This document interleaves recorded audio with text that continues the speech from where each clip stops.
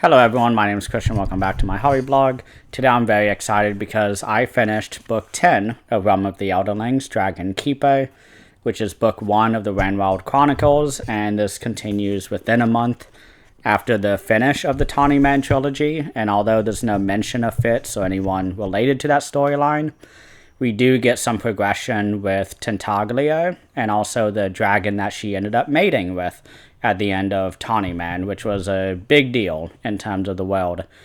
And so following that, I was really excited to get into the series. And despite it being rated lower than almost all of the series within Realm of the Elderlings, I still greatly enjoyed this. I definitely don't have it as my favorite book of the entire series. Not even top 5, I would say, but I really enjoyed it anyways, because Robin Hobb's writing is still top tier going through this book, and she just has a way of getting me to care about the characters, because I want to say about a quarter of the way through the book, I was really struggling with this book, and I ended up only really caring for 1 out of 4, 2 out of 4 of the POVs, and that was the characters of Elise, and also the character of Thymara, who is one of the sort of Rainwild children who are trying to help in the mission,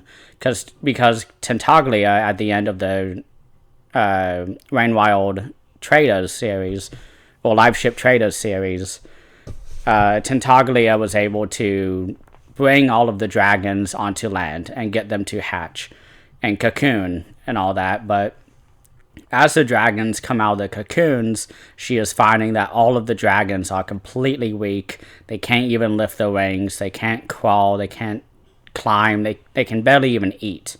So Tintaglia has to take on this task of feeding everybody. And the humans also struck a deal with Tintaglia to help her feed all of the dragons.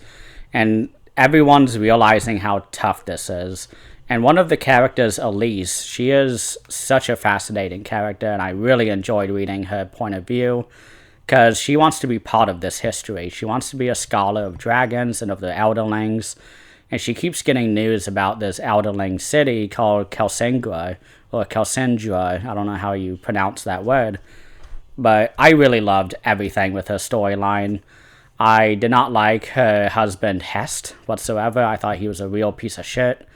I at first, in the very first chapter, she and him have like this really like measured compromise, because she knows that no one really likes her, and he sort of just wants a woman who will sit on the side and will not make any moves or anything and will just keep to herself.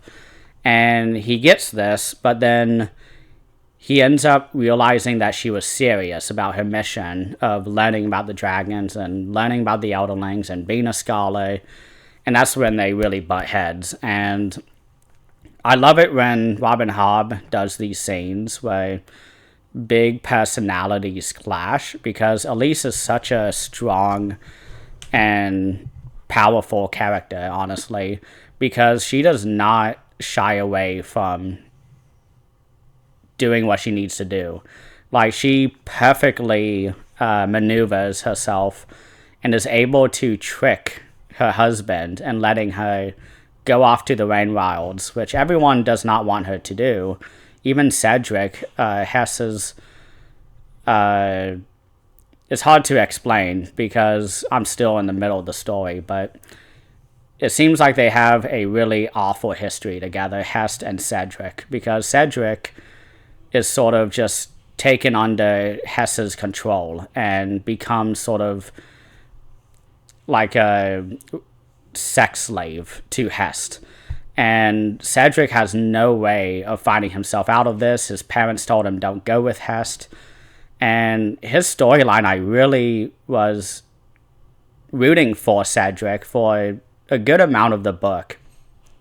But every time when it matters and he has to show his worth, he shows himself to be one of the worst men ever, because he's constantly telling Elise how her goals are not able to be met, how she's just completely over and over her head, and Cedric is just a piece of shit to her.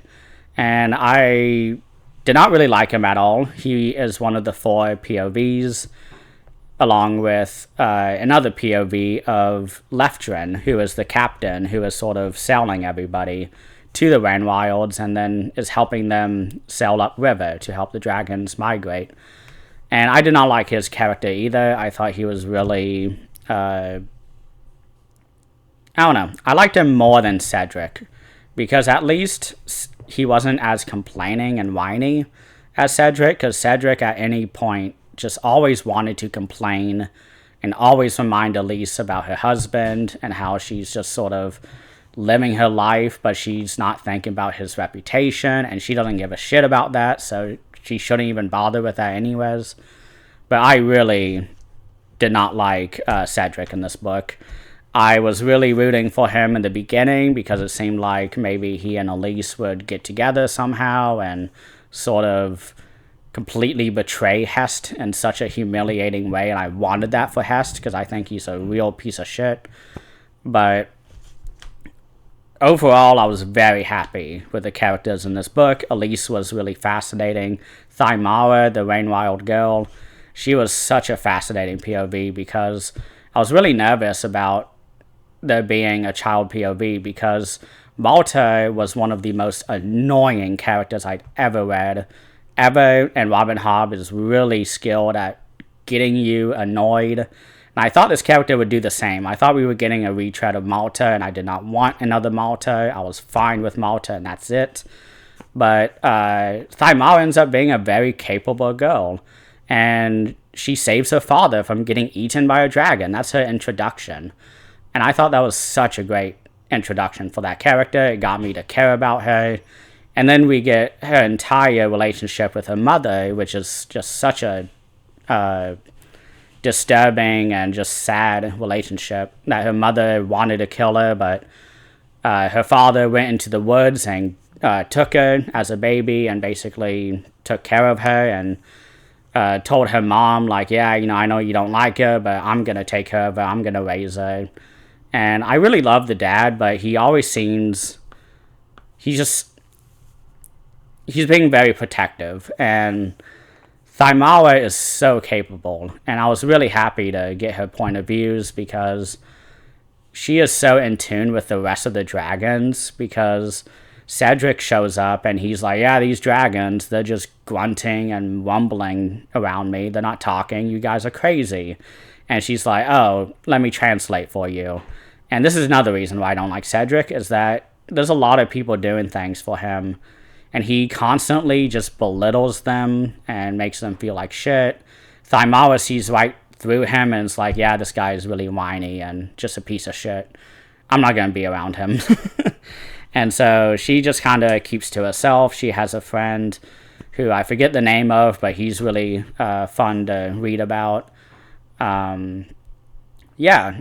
So I think 2 out of the 4 storylines I just really loved. It was great seeing all the characters again from Life Ship Traders, Brashen, and also Althea, and also Paragon, the life ship itself. I was very happy to see Paragon again. It was so fun to get his dialogue with Elise and sort of giving us all this lore and him thinking back about all the events in the Life Ship Traders of him killing his crew and his other crews because it happened multiple times.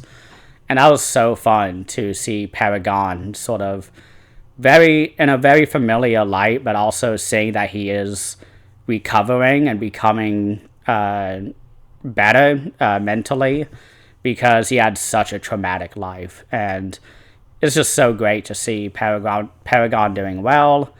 So yeah, what else? I'm very curious because at the end of this book, Cedric stupidly stabs a dragon and completely is bathed in dragon blood, and he actually ends up drowning in the blood, but then wakes up from the blood. And there's a weird line where they mention that he becomes one with the dragon, and then the book ends. And I'm like, oh my god, what does that mean? This is a 4-book series, so I know there's going to be a lot going on, especially since it's Robin Hobb writing. But yeah, this book, I think I would give it like a 7.5. I really enjoyed it when it was good, but when it was chapters I did not really care about as much, or with characters I did not like, this was such a hard book to read, and it was hard. And it's a short book, actually. It's like 500 pages or so compared to the 700, 800 pages of her other books. And I ended up reading it in under a week, which was nice. I really enjoyed that. This was such an easy read when the characters were great. My favorite dragons are Skymar or Fent. Fent especially is such a lovable dragon. I'm really excited to see what Skymar has coming down the line, because there's a lot of potential with her storyline, with her sort of building a relationship with Thymara and becoming close with her, because she recognizes that she is so open-minded towards the dragons and is very willing to have such a strong mental link, because that's one of the important things that you need to have in order to be able to talk to dragons, and that's why Cedric is just unable to understand them, because he is such a piece of shit. But yeah, I just really enjoyed this book. I don't know when I'll get to book 2. It'll be a while, but yeah, 7.5. It's still really good. I wouldn't put it above any of the Farseer books. I know I've been a little, I wouldn't say harsh on those books, but the books I don't really want to read ever again, because they are so painful to read. Not as painful as Tawny Man, but Farseer, I think because of its one POV, I just can't read those books again. Maybe the third one, but I think I'd put this book just below those. I guess this would technically be my least favorite book in the series, but it's still a 7.5 out of 10. So I don't know what to think. Yeah, that's it for today. Thank you all so much for watching, and please have a great rest of the day.